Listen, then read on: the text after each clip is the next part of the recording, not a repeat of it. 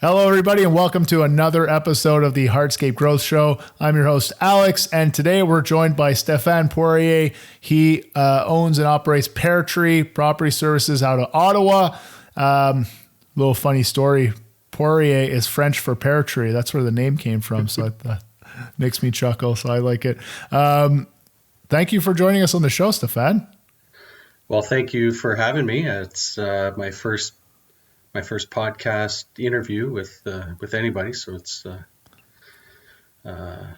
little nerve-wracking, but we'll get through it. We'll get through it. Yeah. Don't worry about it. We've had lots of first-timers on the show. That's what makes it fun. Hey, it's my first time hosting a podcast too. So perfect. We'll figure it out as we're going. No worries. So tell me, Stephan, you've been in business for how many years now? So we've been in business for 8 years. Okay. 8 years ago, I decided to take over my father's lawn mowing, landscaping business. At that point, we basically focused on lawn mowing and sodding lawns. Yep. From there, we kind of jumped around doing all sorts of little jobs, aerations, dethatching, cedar hedges. When you're doing that landscaping type work, you kind of do whatever you get called for. Yeah. So we did that, and then all of a sudden we had a client early on asked us if we wanted to do a new driveway and walkway. I said, okay. Sure, well, I'll check it out and see. It turned out that it wasn't just the driveway and walkway. It was their whole front yard had to be redone. So one of my employees had some friends that did interlock. And so I brought them on board to get this job quoted and done. And it turned out to be the biggest job that I've done to date still. That was starting with a bang, eh? Oh, yeah. It encompassed almost everything that you would encounter in hardscaping, from change orders to lift and relay, a wall, an overlay, a concrete overlay. The wall that we did was almost 200 feet long. Irrigation, sod, a flagpole went in at the end. Because why not? What else? Yeah, exactly. Let's just put a flagpole in. Funny story on the flagpole too. Maybe another day on that one. So drainage for the downspouts underground. Everything. And I've never done this before. I've seen it. So anyways, this couple that I ended up hiring and doing, I worked with them, and I learned basically everything from that job and kept it going forward. Kept building. So we would do a few jobs here and there. Still, we were mostly focused on grass cutting and everything else. But then we started getting more calls for referrals coming in. One job led to another, and these were all grass cutting clients that were calling us to do these small lift and relays and repairs. And I think that's a good way to get into this business is getting your feet wet with some lift and relays and repairs and whatever, redoing sand, and then building your business that way. So that's where it all started 8 years ago. And here we are today. We don't do grass anymore. We don't do anything except for hardscaping. And so you went from all property maintenance to getting introduced to hardscaping because you were asked. You cut your teeth on that first massive job. It's still your biggest job to date 8 years later. But over that time, I guess you realized either you like doing hardscapes more than property maintenance, or they're better money for your business, or maybe it's both, to now where you do no property maintenance, is all hardscaping. It's all hardscaping. I like doing hardscaping. We decided a couple of years ago that we wanted to focus on one thing and do it right, as opposed to trying to send crews out cutting grass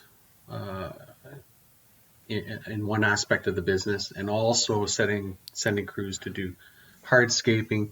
It's hard to you didn't want to have the multidisciplinary approach. You just want to, we focus on this. We want to be really, really good at this. We want to be really efficient with it. I want to be experts in this.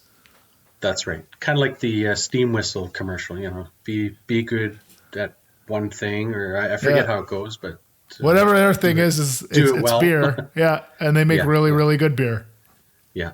I love steam whistle. Hard to get here in Quebec, but when I pass through Ontario, I pick some up. So tell me, your background, from what I know, is you were a professional machinist, right? For quite some time. That's correct. Yeah.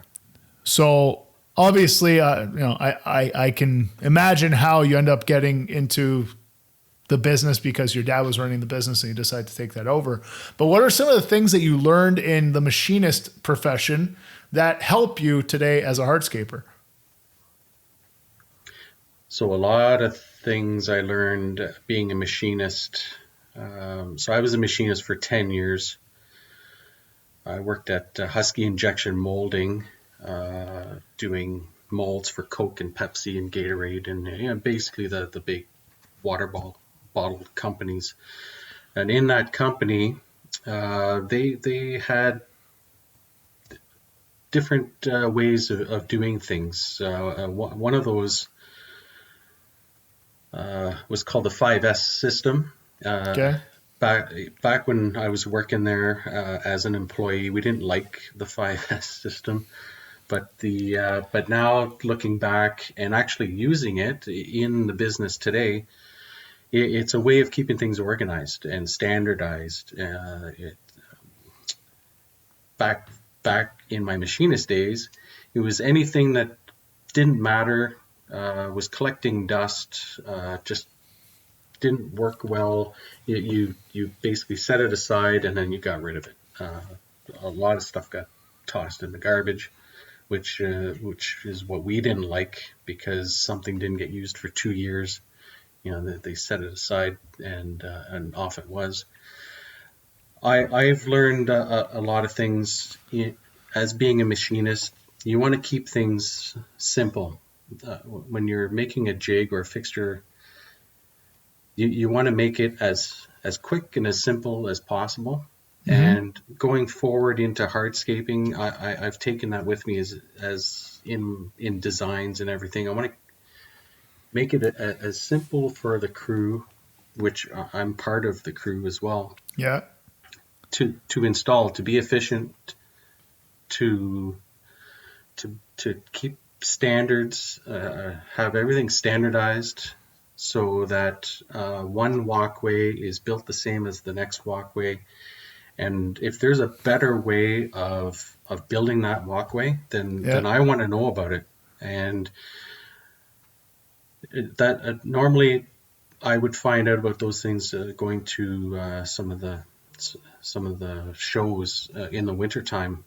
Like Tech-A-Block has a showcase in the winter.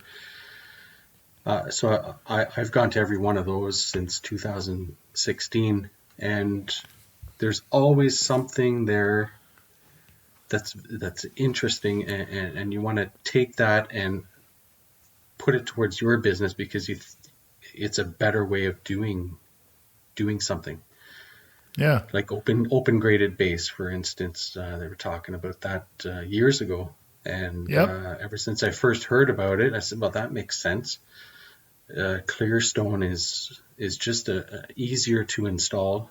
There's a lot less compaction. There is compaction, but it's a lot less than compacting the crusher run or dense graded GA stone. that we called it. So it's quicker, it's faster, it's easier, it's cleaner. It's less susceptible to freeze thaw heaving as well. It drains well. So exactly, in the right circumstances, it offers a lot of benefits. Huge benefits. So we've basically gone away from dense graded, and it's all strictly, mostly open graded. Well, I know that sometimes you use synthetic. Exactly. Yeah. So I wanted to, let's come back to the 5S just real quick. So for anybody who's not familiar with that, the 5S's stand for sort, set in order, shine, standardize, and sustain. The sorting is that first thing you were saying, that you should only keep the bare essentials for the job. So if it's something you're not using all the time, and this is actually a trap that a lot of businesses run into, is they'll start buying tools and equipment because they need it for a job, but then they don't use it every day. If you're not going to use it every day, why are you buying it? Why don't you just rent it? If it's rentable, rent it. And that's what we do. We rent almost all of our equipment because every job is different. You might need a 5-ton excavator for one job. You might need a 2-ton for the next because the 5-ton doesn't fit. You need that 2-ton. So it's great to be able to have that option to rent. It gives you more flexibility. Yeah, definitely. Yeah. And what were you going to say this year?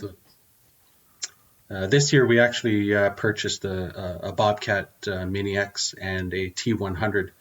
So this is the first year that we're going to be using our own machinery. We've been renting up until now.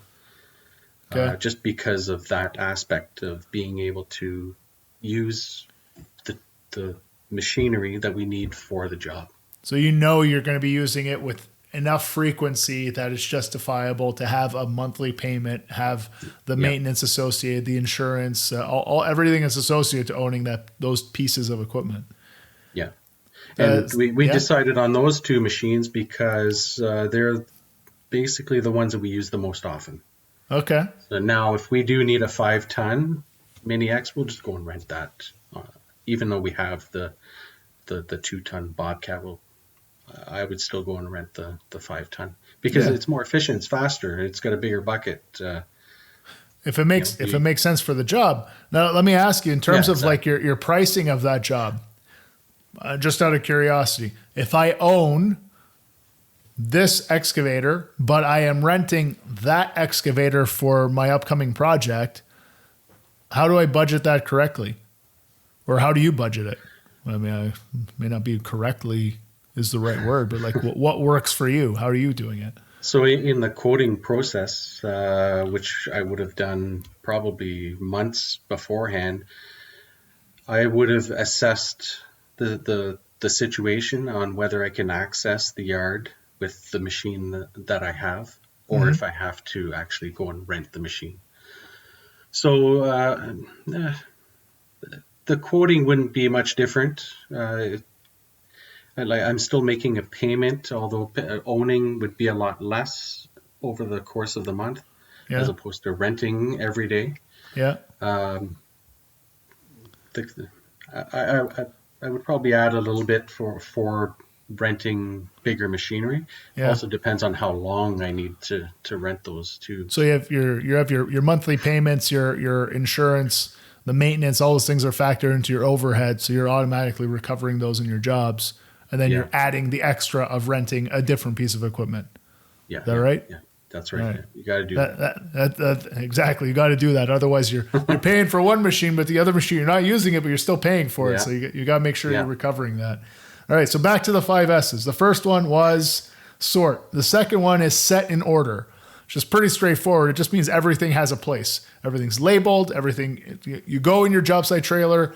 The saw is always on that shelf. The plate compactor is always in that corner. The spikes for the edge restraint are always in that bucket. That's what setting in order means. And as a machinist, I'm sure that in a machine shop, like that is really a priority, right? Yes. So the micrometers were always set in the micrometer drawer. There's 5 different sizes of micrometers. Verniers were always in the vernier drawer. Drill bits were all set with the different heights, and it's right there. When you're done with it, it goes back. If there's one missing, okay, well, where is it? It's somewhere on the shop floor. That's right. Yeah. So in your business, how intense are you about that? I haven't been until this year. I reorganized the shop, and everything is starting now to have its own place. Um, I don't have a enclosed trailer, but I'm working at getting one because they're so back ordered. You can't get one right now. Yeah, it's a tough But time to be buying once things right now. oh yeah.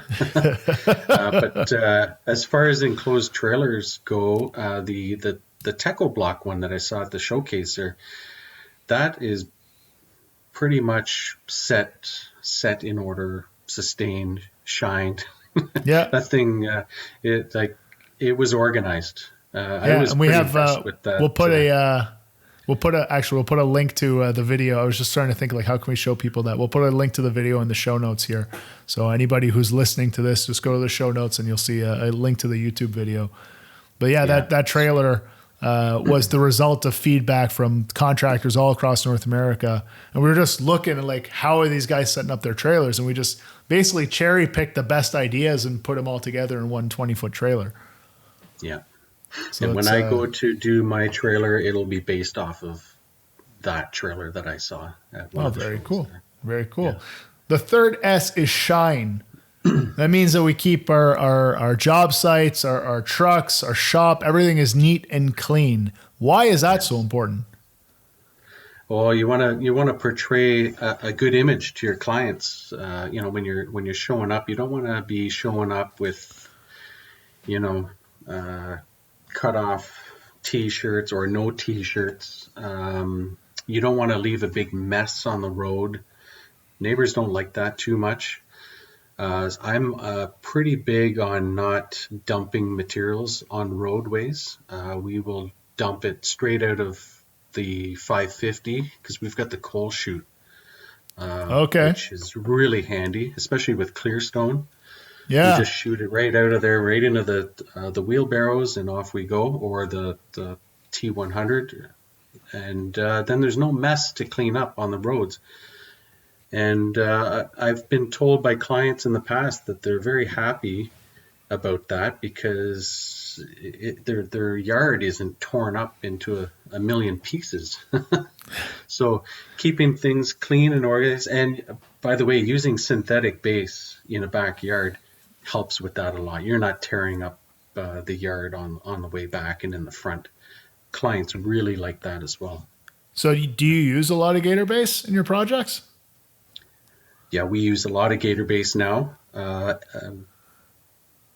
just finished a job today that incorporated Gator base in two different aspects of it. Actually, you know what? Every single job we've done so far this season has had Gator base in it.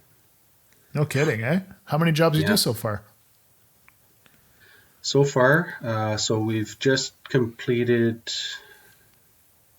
I think it's six jobs. 6 projects, and it is the end of April. And in Ottawa, that means you're right at the beginning of the year. Winter lasts extra long there. Yeah. So you guys have, does. you guys have been actually operational on job sites for how many weeks now? I'd say about 3.5, 3. Okay. So 3 weeks, 6 jobs. So that's 2 jobs a week completed. What's the average size of a job? What are you building on these projects? Average size 400 square feet for back patios and front walkways, aprons, skirts. That's what we've been working on. Okay. So the Gator based jobs are average 400. There was one that was almost 600. Okay. So yeah.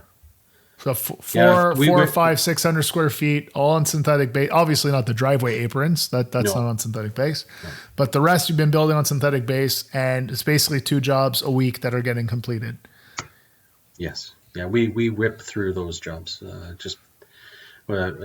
If Gator base is what we're doing on a job, we know exactly what we're doing with it. Mm-hmm. From start to finish, and it's in, out, done, next job, in, out, done. And it's helped a lot in getting more jobs completed in a season. That's good. Now, do you do that? I mean, if you've done on every job, then I guess it's kind of like, is it kind of a standard approach for you now? Like if it's a backyard project or small walkway, synthetic base is your go-to. Is that fair to say? If it's in a backyard, definitely a go-to. Okay. And I will mention it to the clients in our consultation about Gator Base. Most of them have never heard of it, so I have to go through.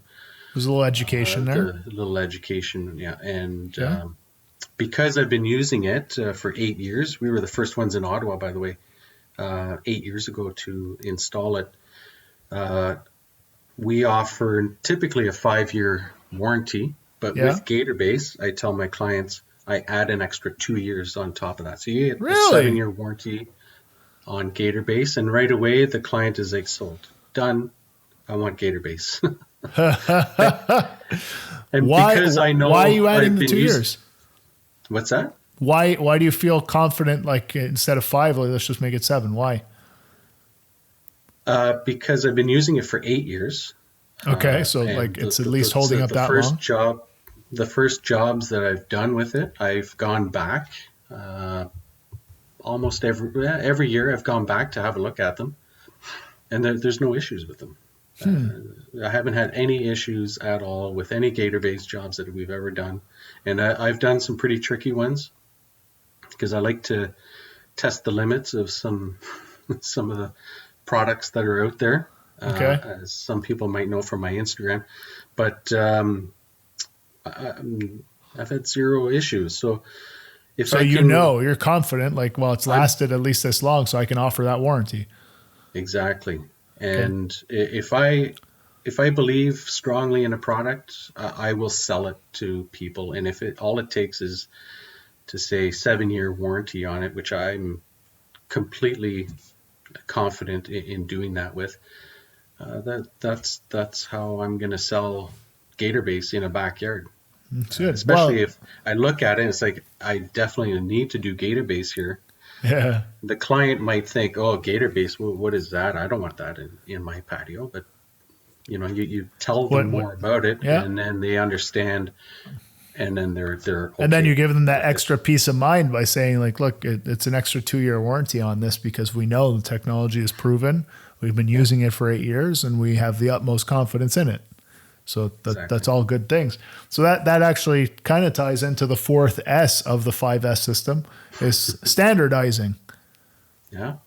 So, the way we do things here is very clear. It's very standard. So, it kind of ties into the other parts. Like everything is labeled. Everything has its place. We use specific pieces of equipment and tools for specific applications. Use specific products in specific applications like Gator Base. Do you have other examples of ways that you standardized either processes or procedures or parts of your business? So this winter, we decided to eliminate snow removal. This is the first winter we've done that. The biggest reason for that was insurance has skyrocketed.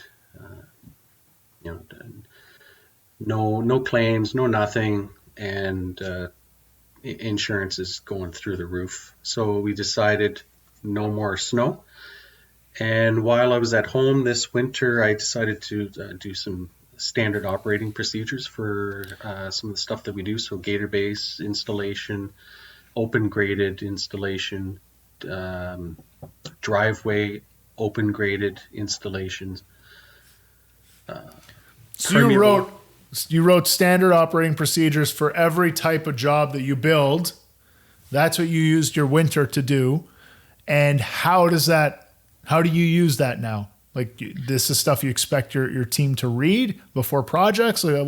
What's that do for you now? So what that does is I've got some new guys that have started this year with us. Yeah. And I have one returning. Sean has been with me for now 5 years. Okay. And how this has helped is it's actually on their phone. I've got this app that I downloaded over the winter. This is where this whole standard operating procedure process came from.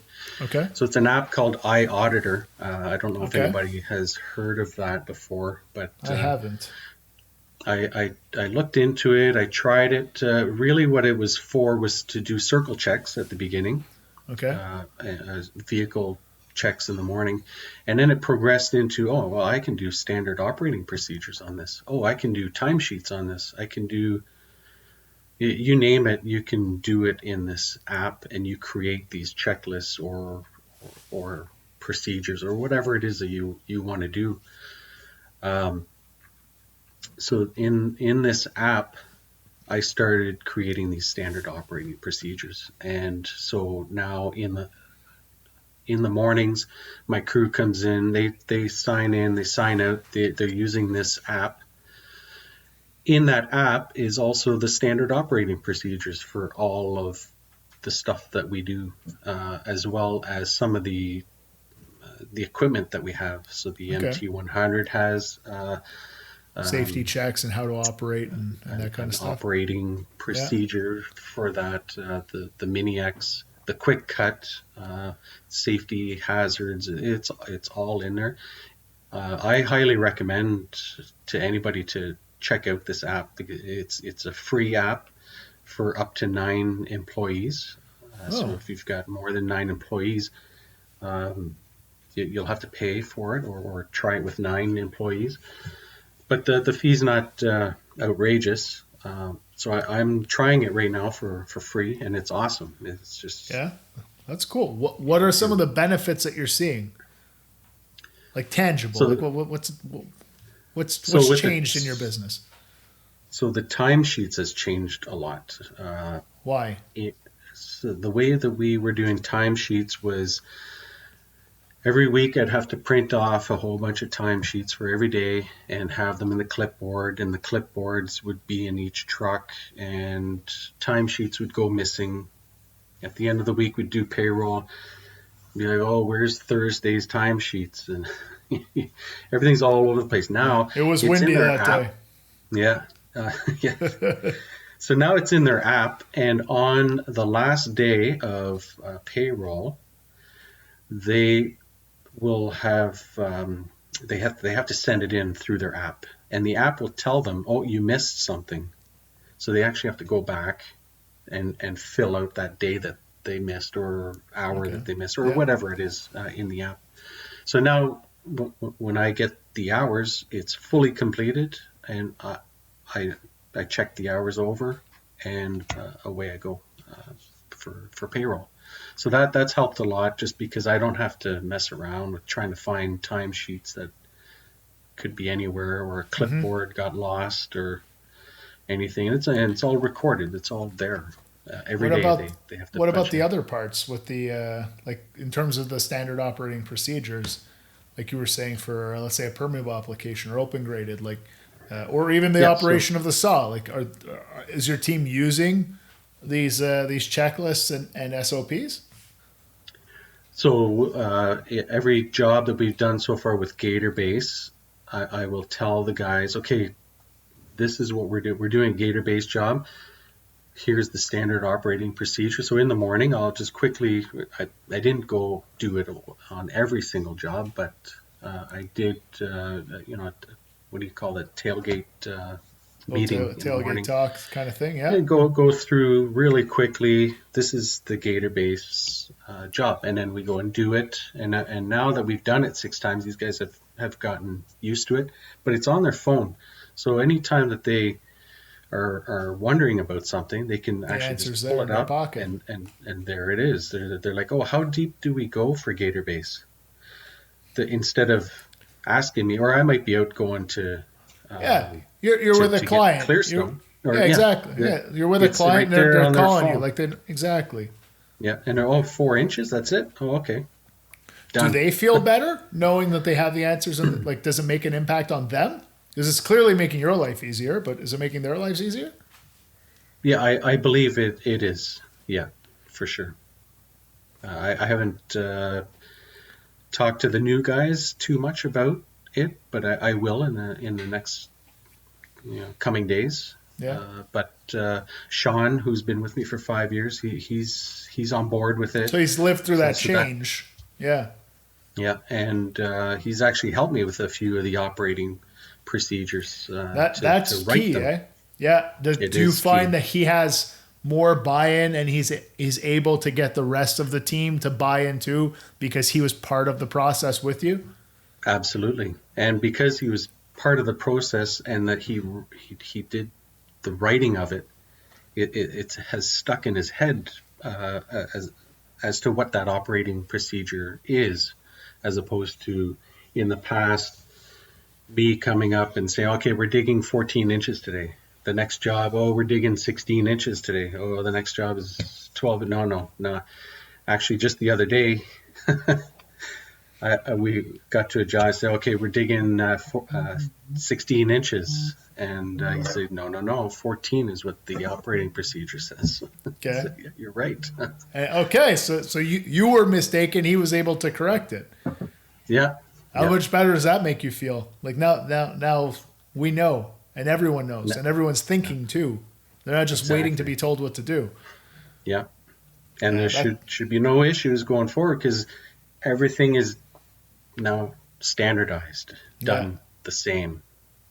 Well, what I like about that is that ties into the fifth S, which is sustain, which just means that you're able to sustain that effort. You can keep doing that.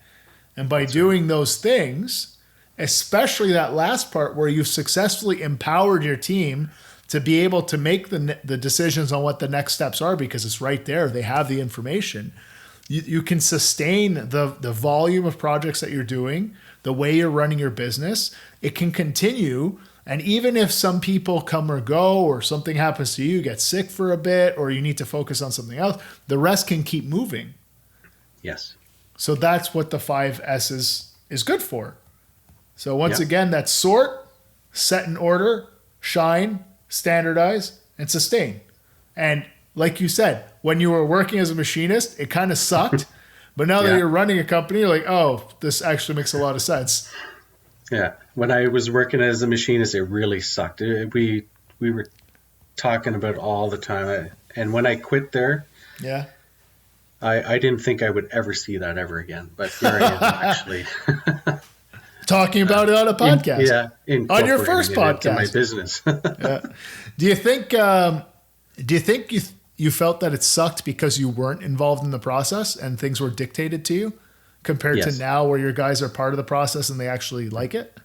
Yeah, that's 100%. That's what it is right there. Yeah, we were not involved in any of the process. It was just somebody coming in saying this is what you're doing. Yeah, we don't need this stuff anymore. Get rid of it. And we'd be sitting there and saying, okay, well, the particular job that tool was for, we haven't done in about 3 years, but it could come up next week.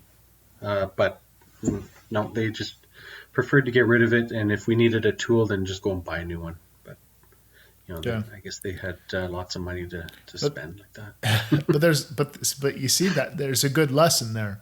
Because you weren't part of the process, you didn't have a good understanding of what was happening. You're just being told what to do. I don't know about you. I really don't like being told what to do.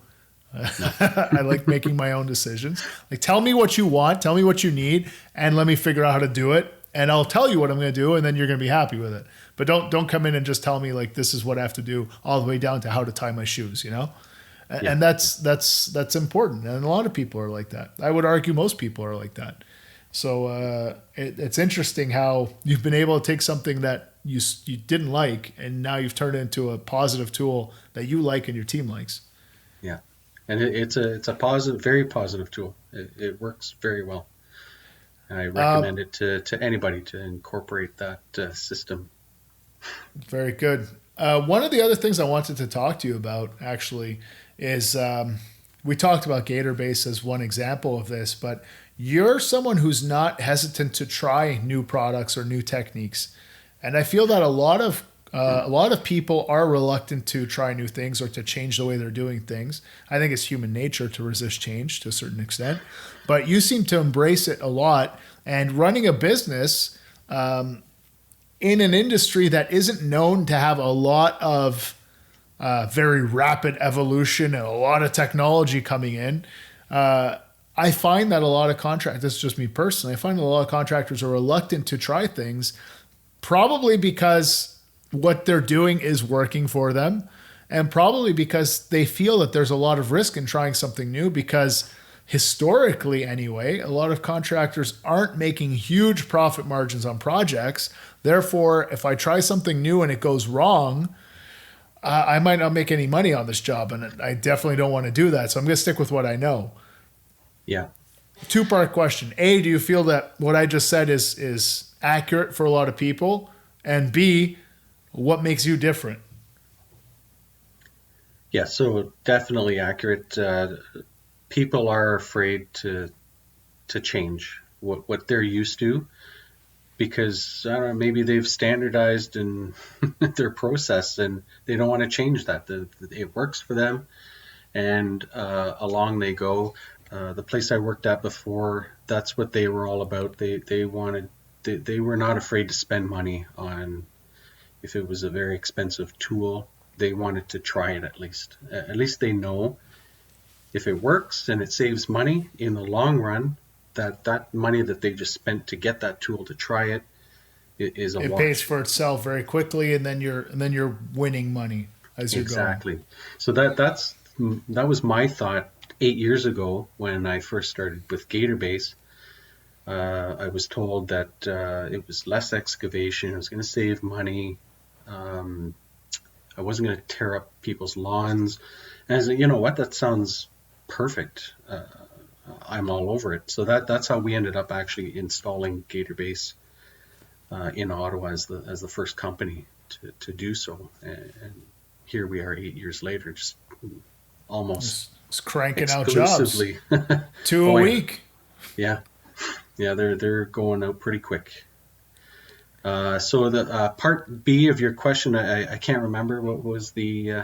Well, part B was just what makes you different. Why, if you agree that most contractors are reluctant to try new things because they don't have a lot of margin, or they feel it's too risky to try something new. What makes you different? You said your experience. You worked somewhere where they're like, well, if you don't try new things, you're dying. So that's definitely a good lesson to retain. But what makes you feel comfortable trying something new? Because let's go back 8 years. You got some dude at a trade show who's waving around a piece of styrofoam in your face saying this is going to save you all kinds of time, and don't worry about it, you're not going to have any issues, nothing's going to move. And you just finished building a massive job where you had to dig out almost 2 feet of soil and fill that with stone and compact the heck out of it. And that is how it's supposed to be done. And this guy's waving that foam around saying, no, this works just as fine.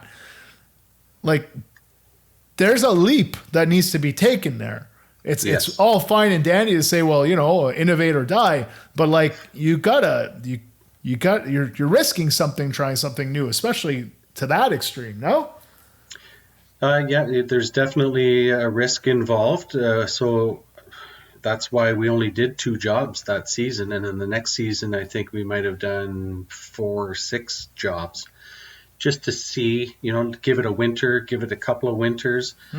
After 2 seasons of seeing that there's no effect, it's almost like the less you excavate, the better it is, because now you're not readjusting the soil. I know what you mean. You're not affecting the soils. There's less soil disturbed because there's less excavation. Exactly. Yeah. So after 2 seasons, I was I'm pretty much sold on this stuff. So then we started a little more, and then the next season a little more. And I think last season was where I said, you know what, it's working. Let's go. If GatorBase can go down, it's going down. So basically, and tell me if I'm wrong, I'm just trying to summarize your approach. You recognize that innovation is key to the longevity and growth and success of your business. If you don't, well, you're dying a slow or sometimes rapid death. And to incorporate these innovations, you try it with baby steps. You start with a small project or maybe 2 small projects to understand what it is. There's low risk. If there's something wrong, it's not going to bankrupt your business because you have to repair it. This is manageable. Monitor the progress. How did that go? Did we save time? Was it easier? Did the guys appreciate working with it? Okay, let's keep an eye on it. Now 1 year's passed. Seems to be holding up okay. Let's do a little bit more this year. But again, we're gonna mitigate our risk because we don't know for sure. So we do a couple more jobs. After year 2, you're like, you know what? We've done 5 jobs now. Every one of them has gone well. Every one of them, the guys are happy. Every one of them, we made money. Customer's happy, and it meets our criteria for quality. So you know what? This is acceptable. This now becomes one of our standard operating procedures for building hardscapes. Is that basically in a nutshell how you do it? That is exactly in a nutshell. Yeah, so whether it be for using tools, whether it be for using software, whether it be, you're not making wholesale changes and just crossing your fingers and hoping for the best. You calculate where's the best opportunity for me to try it. Let's make sure we're not burning ourselves. If it goes well, do a little bit more. If it still goes well, then we start running. Yeah, that's right. So the latest product that I've been doing that with is these resin joint products. Okay. You've probably heard of some of these, like Nitro. Yeah. Easy Joint and Romex. Yeah. Those are the 3 brands that I've tried. Yeah, they're the 3 available in North America. Yeah. So I've used each of them quite extensively and each of their products. So Romex has about 8 different products for resin materials, whether it's driveway, flexible, all sorts of different applications. Then for big, heavy industrial, commercial, then for light residential. Whereas like a Nitro product by Alliance or FlexLock, that's more residential. Which is most of the people listening and most of the projects going in the ground are residential. So that's what that one's for. Yeah. So I've tried them all. They all have their own niche for what we do, and you want to give it a year, especially in our climate here. It gets cold, so yes, you don't want to be putting these products in all of your jobs, because if let's say there's an issue with our freeze thaw environment and whatever. Yeah, you don't want to have to go repair 20 jobs next year. No, you do not. Yeah. And I do not like. I'm sure everybody doesn't like going back to do repair jobs. You don't get paid. There's no money in repairs. That's right. No. That's right. So yeah, that's the latest now that I've been trying baby steps with. But you tried those products last year. Like it's not baby steps for you right now. Like you were using them last year and they have been performing for you, right? That's right. And I've seen them go through a winter and I haven't had any issues with any of them. Zero. Okay. As a matter of fact, I just sold a resin product today for somebody that wanted it for a driveway application. Okay. And I said, well, here's your option. And they're like, yeah, that's what we want. Okay. Done. So I like it.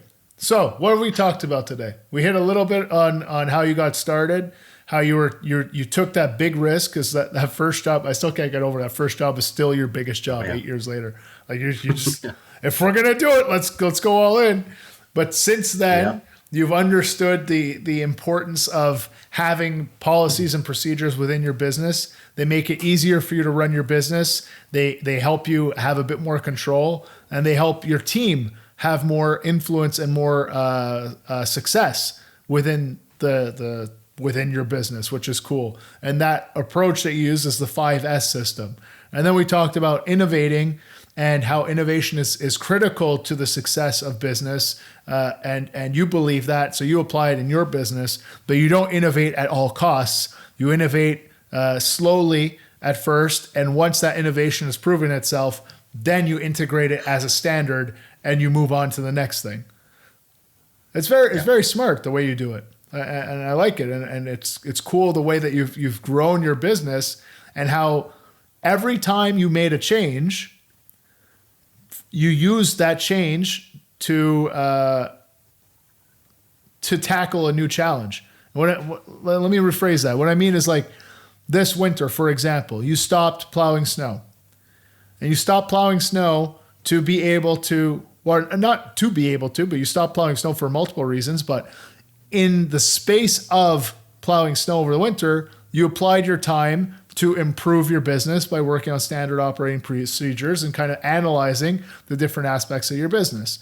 When you stopped all the property maintenance, you use that new time to become a better hardscaper. So it's really about, like, over time, identifying where you want to be, what you want to be better at, and kind of decluttering the rest. So you're kind of applying the 5S mentality to your life too, and to the way you're running your business as an owner. Like, well, we don't want to do that, or we don't like doing that, or we don't do that very well. So just stop doing it, or give it to someone else, hire someone to do it, whatever it is. But like, you're constantly revisiting what you're doing to always refine and refine and refine. And once it's refined to a point that you're happy with, that's standard now. That's really cool. Yeah. And I always tell my guys, if there's a better way to do something, I want to know about it so we can discuss it and make it better. It could be anything. It could be from driving in the driveway to get to the shop, to a tool that's available out there that we can buy, like a new drill or whatever it is. If it's something that's going to help us every day, then then it's worth, I want to know talking about. And the iAuditor app has that feature in there that they can actually text me through the app to tell me what changes that they would like to see, or if there's an issue. And there's another thing, is you have a control that, man, you're smart the way you're running your business. You may not know it, but like, there's a lot of very smart things that you're doing, because you're even giving a controlled channel for your team to provide constructive feedback and criticism to you. And it's coming in one channel. It's not random texts, random phone calls, random like shooting the shit, leaning on the truck, like, hey, I have an idea. Like, there's a process for everything, and it helps you when you want to focus on solving something. All the topics, all the information you need is all in one place. It's very, dude, like, you live your life by the 5S. I don't know if you realize this, but I'm realizing. I didn't realize until just now through this podcast that 5S is my middle name, I guess. There you go. Captain 5S. I love it. Yeah. Yeah. Awesome. I should tell you my how I do my consultations then. I've got that streamlined pretty good. Okay, let's do it. Tell me. Okay. Yeah. So I hardly ever answer my phone. If I see my phone, I see a phone number that's an Ottawa number, I'll occasionally answer it. But the message will tell people, okay,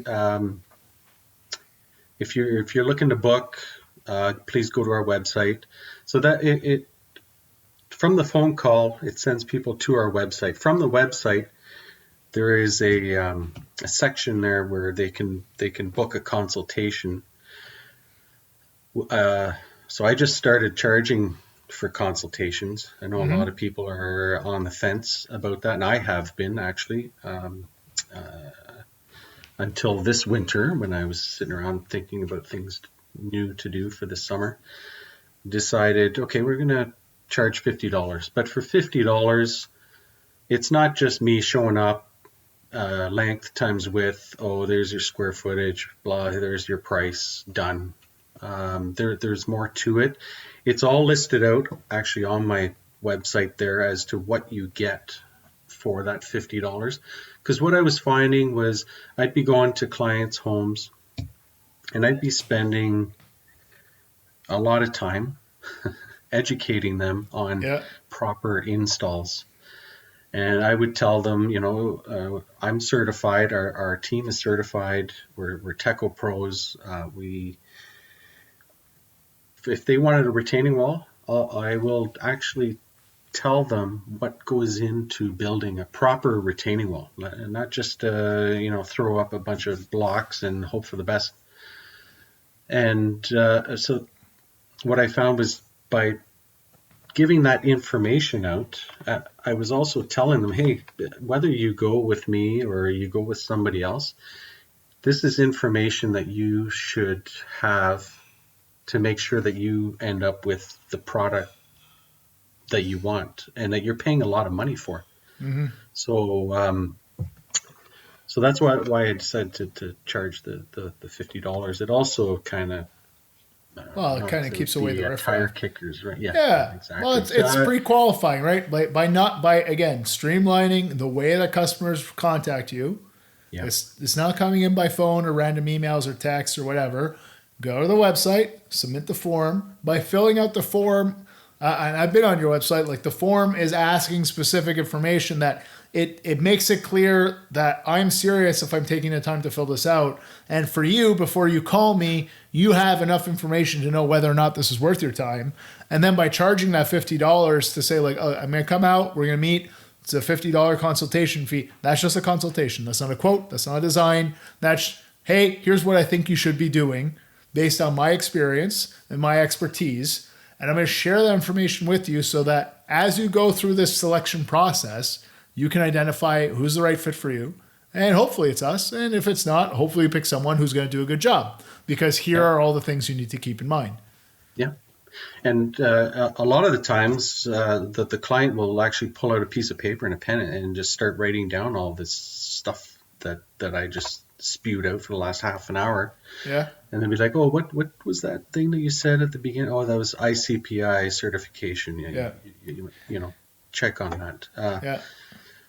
So, well, what I like about that is you're also setting new criteria for your customer, which is smart. If you know that you do things well and you have certain things that you do or know that others don't typically do or know or talk about, then by telling the customer, like, here are the things you should be paying attention to, you're putting the cards more in your favor, because you're saying, like, these are the things you should be looking for.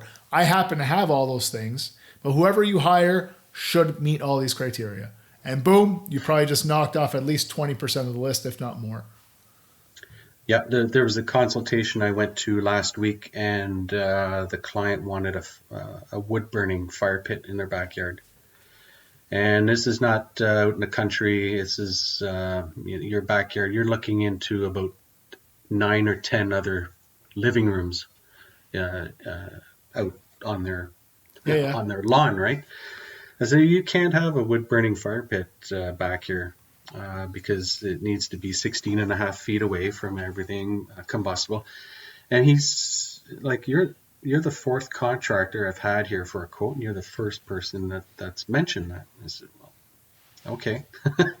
I guess people are ready to build you a fire pit no matter what. But I'm not building you a fire pit because you're not supposed to have one. Bylaw says you can't have one. So just, information like that. There's a few other things that he mentioned. Anyways, we ended up getting that job. He's not getting a fire pit, but he just liked the way that, or I guess he just trusted everything that I told him, information wise, because I was just going through everything. It's like, this is how it's supposed to be done. This is how that's supposed to be done. We should do it this way. Oh, have you thought about lighting? Oh, no one's ever mentioned anything about lighting. Oh, well, for this $50 consultation, I do up a basic 3D design, which is just basic. It's just the patio and whatever it is that they want. It's just so that they can actually see it with their house in the background. Yeah. It takes me it's very quick for me to do these, so that's why I include them in my consultations, and people like that. They get to see what they're going to get, and by adding some lights that they didn't even think that was even possible, they're like, we want lights now. Our budget was 20, but I guess we're going to pay $35,000. And that's happened a few times where clients will tell you a budget, and they start telling you what they want, and say, okay, hang on. $20,000 isn't going to get you there. Passed that a long time ago. Then okay, let's just keep going, and we'll see. There's that magical budget again. It keeps coming up. The client tells you we have this much to spend until they see the design and they hear like, well, that's actually going to cost this much. They're like, well, I think we can move some things around. Right? How often does that happen? A lot. All the time. Yep. Yeah. No one's going to give you the full budget because everyone's scared of getting ripped off. It's normal. But like that shouldn't be the limit. And you shouldn't decide like I'm only going to present them this because that's the limit that they impose. Like they don't know what anything actually costs. They don't know what it's worth. So like you shouldn't be following what they're saying. You're the professional. You're the expert. They told you what they want in their backyard. You know what needs to be done. You know how much it's supposed to cost. Tell them. And if it's not a fit for them, well then dial back the job or they're not the customer for you. It's that. Yeah, exactly. I wish it was more complicated, but it is that simple. There's a lot of other steps involved, but ultimately it's that. Don't try to fit the job into the budget that they're telling you. Yeah. You've got to adjust their budget to your job, not the other way around. Yeah. So back to the consultations, there's a calendar I have on my website. You pick a day, and back in the day, I'd say not even 3 years ago, I would get a phone call and I would chase these estimates all across the city every single day of the week, Saturdays, Sundays. If people wanted an estimate, okay, I got to go there, get an estimate, got to go there, get an estimate. I don't do that anymore. It's Tuesdays and Thursdays is when I do my consultations in the evenings because I'm busy installing. I don't have time every single day to go and see people. So they book a time and then I go and see them. And right now I'm booked for consultations almost 4 weeks out from now, fully booked every Tuesday and Thursday nights. So I have 2 on Tuesdays, 2 on Thursdays, 2 on Tuesdays, 2 on Thursdays. And then, the in between those, I have time to work on those estimates because they do take time. It's not 2 seconds and here's your quote. It's the retaining wall's got so many square foot face. It's the straight or the curves. What's the drainage situation? What's the pitch? What's all that stuff. Yeah, so it takes time. So that whole process has alleviated a lot off my shoulders as well by just having that basically automated, even through Facebook. If somebody messages me through Facebook on our Peartree page, the response back to them is automated to actually click on this link, and that takes them to the booking page. They can also see the web page as well. Yeah. But if they want to book a consultation, there it is right there. The tools are there, and you're using them to make your life easier. You don't need every single person who wants to talk to you or thinks they want to talk to you to be able to reach you right away, to give them a good experience and still manage your business in a way that works for you. And that's where taking the time, especially in the off season, to think about what can you do to make your life a little bit easier, make your customer's life a little bit better, and still keep growing your business. If you think about those 3 things and you really start listening to what other people are doing and start bouncing ideas off of each other, you start to see there's a lot of things that you can do. And each one of them has a pretty big impact. Yeah. Like writing the SOPs, you just said has a big impact. But even something as simple as that, like having a proper intake form that the customer fills out. You're not on the phone asking them 15 questions just to fill out the same thing. Let them do it. Yep. We're in a position where the market is so hot right now. Put some work in the hands of the customer, and at the same time, if they're serious, they're going to do it.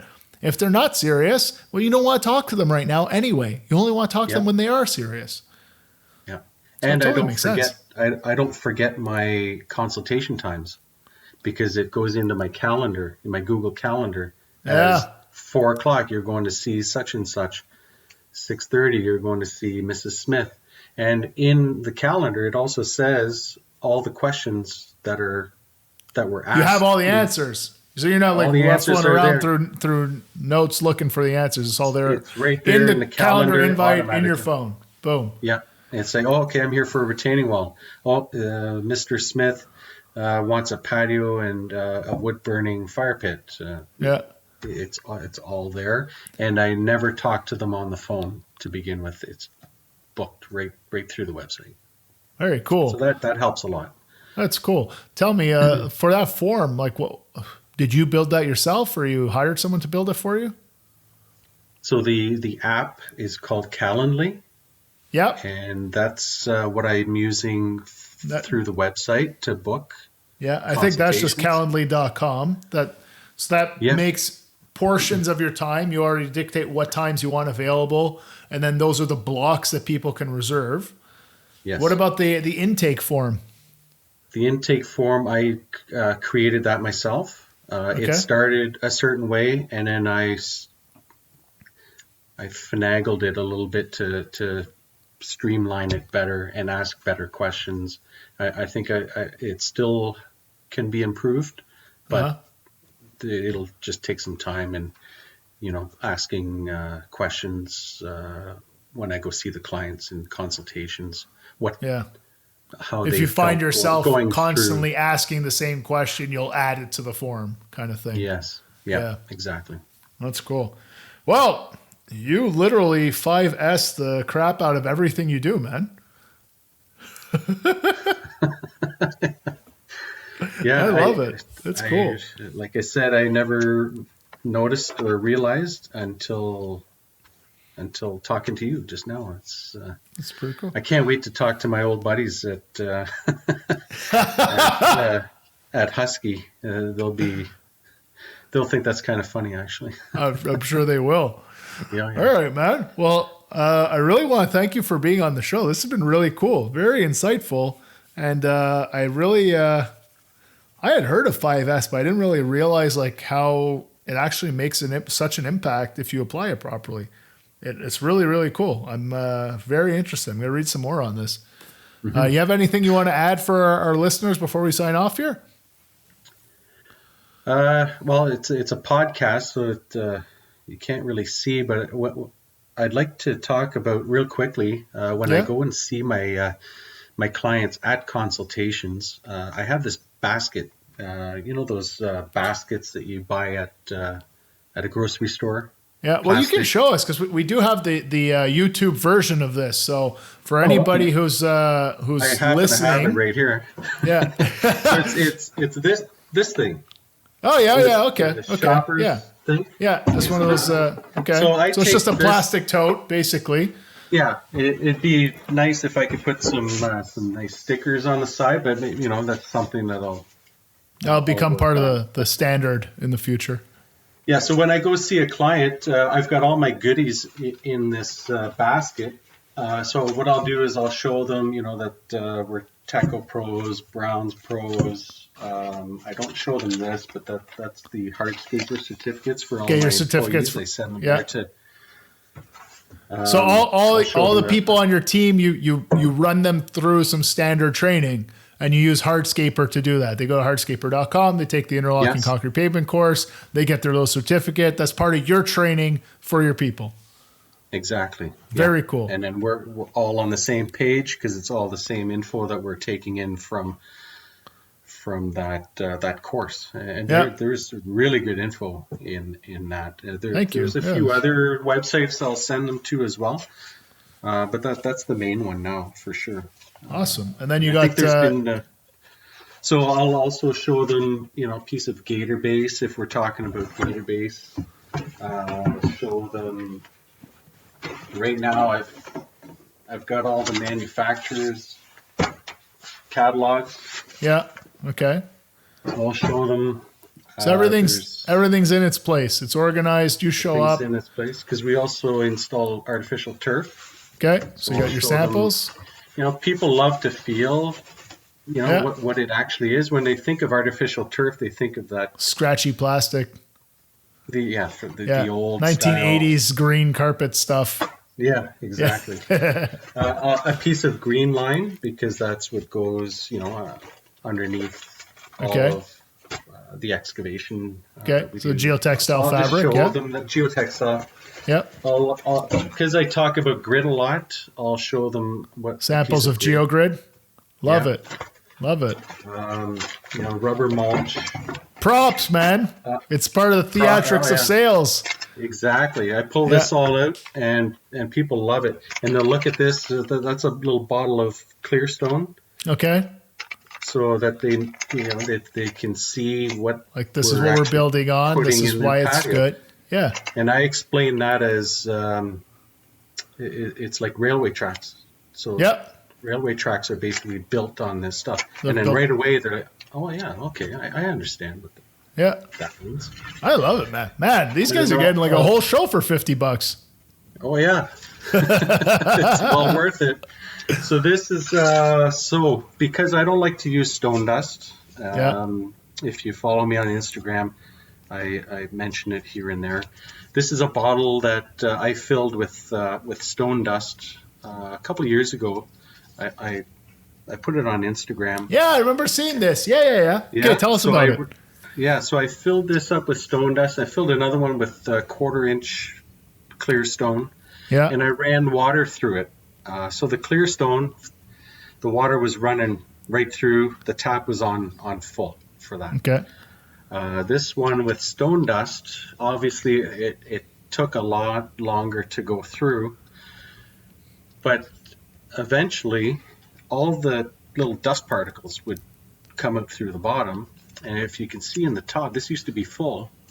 And now this doesn't have any more dust in it. Okay, so it shows, so you have a bottle that is showing, like, over time, the way that water interacts with the materials. Why you don't use stone dust is, in addition to, more freeze thaw heaving, because it drains very, very slowly, it barely drains at all. The water, if it is able to get out, actually takes the fines with it, and you lose material. So that's how you get settlement, and you have proof right there in the bottle. Right here, right in the bottle, tells you, just this amount of stone dust. It's I'd say 15% of it gone. Yeah, that's pretty impressive. Dust is gone. But these are smart props. Like we were saying, like, this helps the customer understand. And boom, anybody who says I build on stone dust, out of the picture. The customer's not considering them anymore. Yeah, and guess what? They're calling me, and I'm probably more expensive than the other guys, but they still. But they know what they're getting, and that's the big key, right? They trust you, and if they trust you, they will buy from you. Exactly. So that I show them. And I've got the putting green and some other stuff there. Some more grade. So here's the big one. It's so what I've done is I've lined the bottom of this. I don't know if you can see that. Yeah, I see that. It's upside down. So I imprinted the Alliance logo. So that's nitro at the bottom. Oh, okay. Okay, so you molded the nitro sand at the bottom to show them how well that resin jointing compound holds together? Exactly. And I'll bring this is super smart. I'll bring a bottle of water and I'll put it in and show them how well the nitro works. How the water flows through it. Semi-permeable. Dude, this is crazy smart. Yeah, so I love this. I'm just showing you this because I don't know, maybe it's a good idea for other contractors. For sure. I love it together. Yeah. So anybody who's listening right now on Spotify or on Apple Podcasts or Sounder FM or whatever podcast player, go to hardscaper.com, click on podcasts, and you can watch the video there. Or you can go to YouTube and look for the Hardscape Growth Show on the Hardscaper channel or on the Techo Block channel. But definitely, if you're listening to this in the truck right now or in the machine, like when you get home, check out at least the last 10 minutes of this episode because this is really cool, man. I'm super impressed. Well, thank you very much. It's something that again, this is something this year that I've started. In the past years, I've had a briefcase and stuff's flying all over the place. Now it's all compacted right into this. And then the final show is pouring water onto some nitro and showing how it flows through. And then I can also tell them how nitro is better than polymeric sand because you can pressure wash it after every season. If it starts getting dirty, just wash it clean with polymeric sand. You got to be careful doing that, right? Otherwise you might blow it out or whatever. Yeah. It's really impressive because you're thinking about all those details that matter to all the people you interact with, whether it be the people you're working with or your customers. You're thinking about what matters to them to make their decision and their life easier. And then you're implementing it into how you work. And that's why you're having success. So it's really cool, man. Yeah. Well, thank you very much. I really like that you added that in at the end. Can't believe we almost missed that. Almost. Yeah, it was sitting right beside me the whole time. Yeah, that's cool. I like it. All right, man. Well, thank you very much for joining us on the show. I really, really enjoyed this episode. I love the props. It's super smart. Awesome. And I guess any final words before we sign off here? None that I can think of right now, but I don't know. Maybe we'll do another one next year. Yeah, new props update 2022. I love it.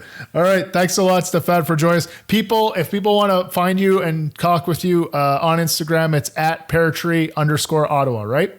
That's correct. Yeah. Okay. Peartree, all one word, _Ottawa. That's Stephan. He is Captain 5S and super, super happy we had you on the show today. Thanks for joining us. And until next time, everybody, work hard and pave harder. And we'll see you next week on the Hardscape Growth Show.